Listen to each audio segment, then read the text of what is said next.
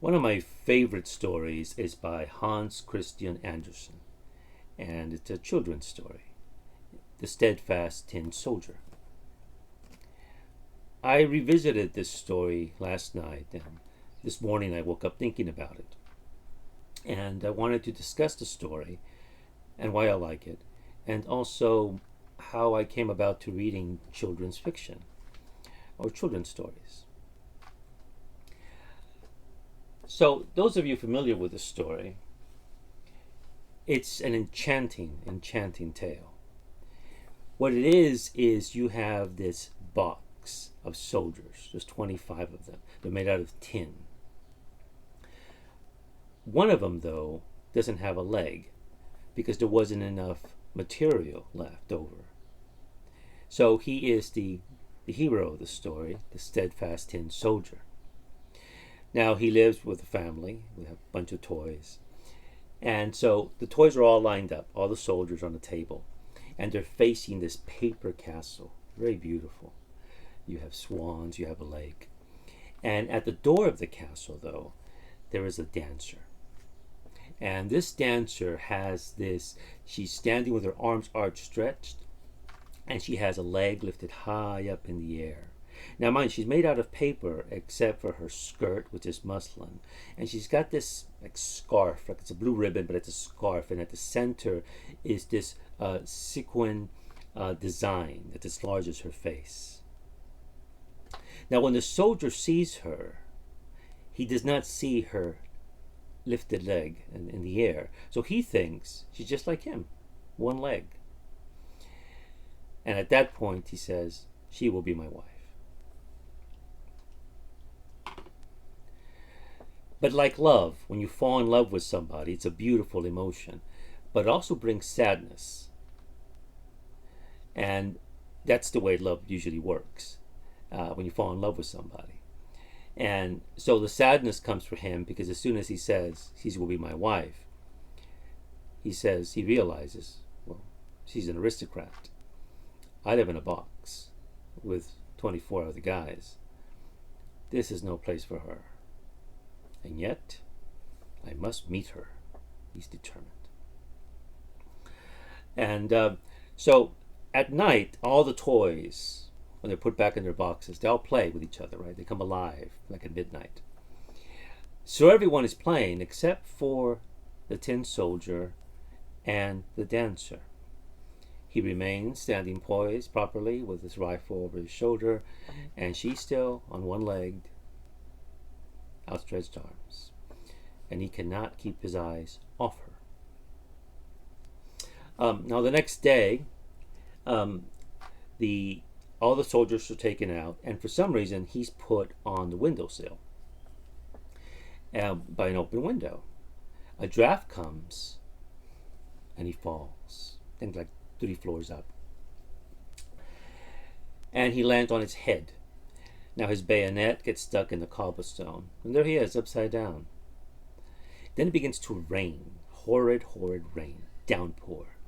And these 2 boys from the neighborhood come by, and they see him. And what do? They build a paper boat, and they put him in the center of it, and watch it sail into the gutter.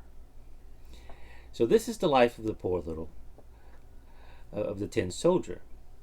And so he's there in the darkness, and he keeps thinking that it would be a lot better if the dancer was with him. But he's there nevertheless, steadfast, upright, forward, rifle over his shoulder, as you see there. And he has a few adventures while he's down in the gutter. But then things get worse because the gutter, now as it's flowing, it's going to flow into a canal. And at that point, the boat begins to dissolve. Remember, it's made out of paper. And the water's coming in. And so he sinks through the paper into the darkness. And his last vision is of the dancer. And just when things can't get any worse for him, they do. He is swallowed by a fish, just like in Jonah. And so he's there now, inside the belly of this fish, for a certain amount of time. And then at one point, the fish stops moving. And the next thing he hears, the moment before he sees the bright light and a kitchen maid saying, "It's the Tin Soldier." Basically, the fish got caught, sold to market, and now it's back in the home. Yes, it's the same home that he came from. And the kitchen maid's pretty impressed. He was in this fish all this time. So she takes him to the family. The children are there. Everyone's there. And so puts him back on the table. And the Tin Soldier, he looks across, and there's the paper castle. And she's still there, the dancer, still poised, as she always has been. And at this point, he is completely mesmerized by her. And he actually thinks he wants to cry. But that wouldn't be proper, he thinks. But now something interesting happens. He looks at her, and she now looks at him.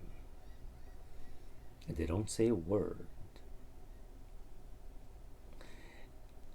And then, for some unexplainable reason, one of the little boys gets him and tosses him into the stove.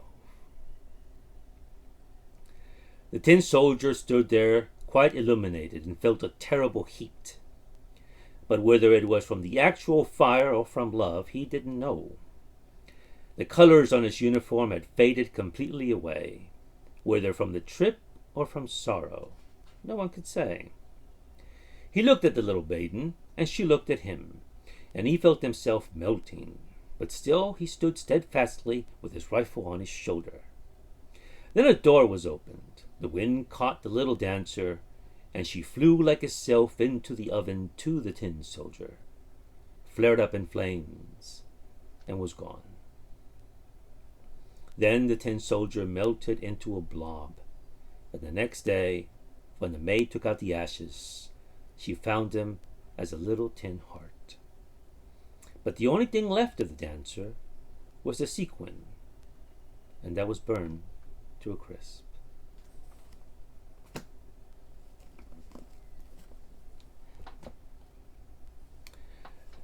I did not read this story until I was an adult.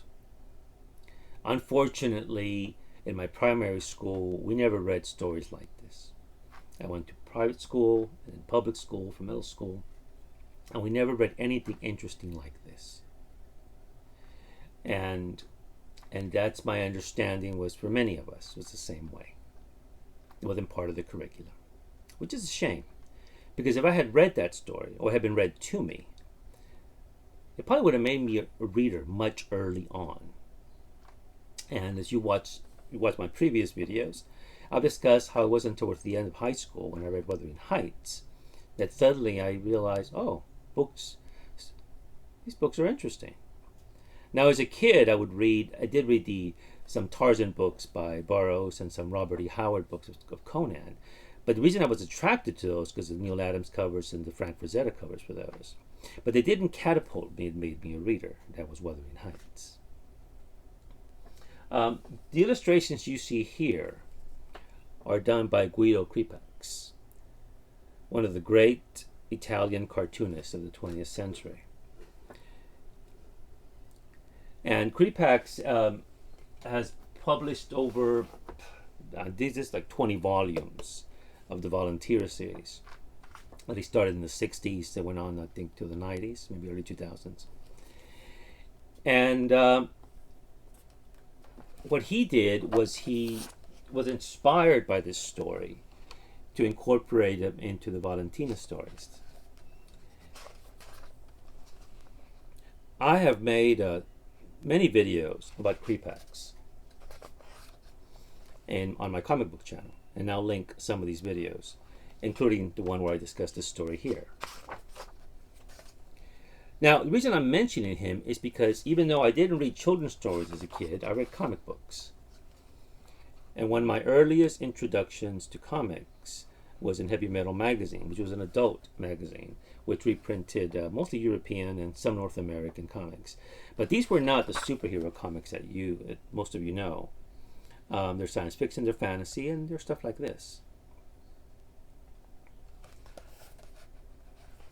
So this picture here is about me when I was around 7 years old, and I was going to the movies by myself at that point. Many of us did, and if I could see whatever film was playing, I would just walk in and see it. It was an R film, I could sneak in. That was kind of stuff to do. And this is little Valentina when she was a little girl here, by Crepax. And so I did not see this story in those heavy metal magazines, but I was introduced to Crepax and Valentina and those stories, which just incredible things, remarkable things. So it kept me interested in storytelling in printed form. Here's with pictures, but at least has some words, right? So, but they enchanted me completely, and ever since then I've been a reader of Crepax's work. I have many of his books, and again, if you're interested, I will link some videos that I've made on my comic book channel discussing some of his books and why they're important to me, including a history of this coloring book that he did and my life around this time and a few years later. And when I was going to Catholic school and discovering this, which made my confessions quite interesting. Thank you very much for viewing, and have a good day.